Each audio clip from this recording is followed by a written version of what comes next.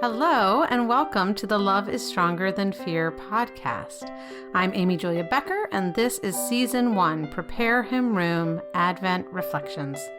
I'm so happy you're here with me to consider what happens when God shows up in the midst of the eggnog, gift wrap, holiday cards, tinsel, and let's be honest, the stress and the joy of this time of year. Thank you for listening. This is the podcast for December 8th, Hoping to Find Faith. The reading is from Luke chapter 1, verses 1 through 4 of the New International Version. Many have undertaken to draw up an account of the things that have been fulfilled among us, just as they were handed down to us by those who from the first were eyewitnesses and servants of the word. With this in mind, since I myself have carefully investigated everything from the beginning, I too decided to write an orderly account for you, most excellent Theophilus, so that you may know the certainty of the things you have been taught. So before Luke gets to his birth story about Jesus, he gives this quick introduction to most excellent Theophilus. We don't know whether Theophilus was Luke's friend in real life, or whether Theophilus, which means lover of God, from the Greek words theos, God, and philo, love, whether Theophilus was a symbolic name, a name Luke uses to indicate that he is writing this book for anyone who loves God and wants to know more about Jesus.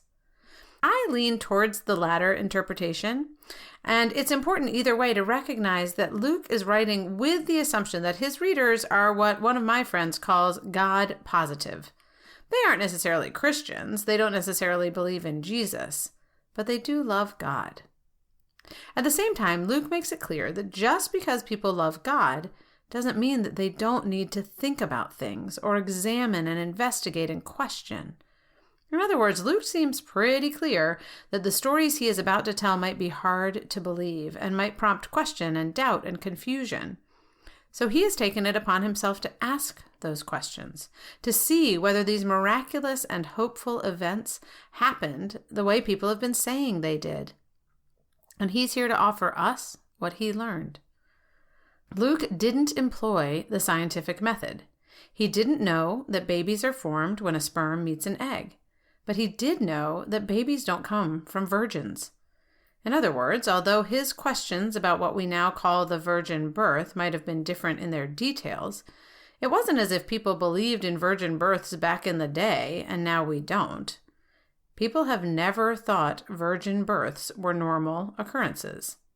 And they never thought it was humanly possible to explain resurrection from the dead or many of the miraculous things that Jesus does in between his birth and his death. That's what makes the story surprising.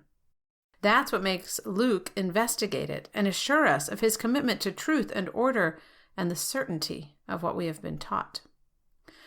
We are invited to enter this story with our questions, but also with our love. This isn't an analytical appraisal of the historical Jesus. This is a book filled with holy tension between faith and doubt, between love and investigation. This is a book that passes the story of Jesus along to the next generation of those who hope to find their faith in him.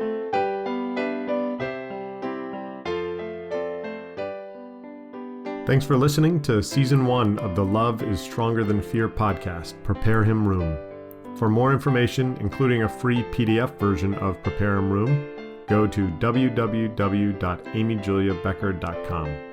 While you're there, you can also find out about Amy Julia's books, White Picket Fences, Small Talk, and A Good and Perfect Gift, and when she'll be speaking in your area. Thanks again for listening, and please do consider reviewing this podcast wherever you got it, and please share it with someone else who might enjoy it.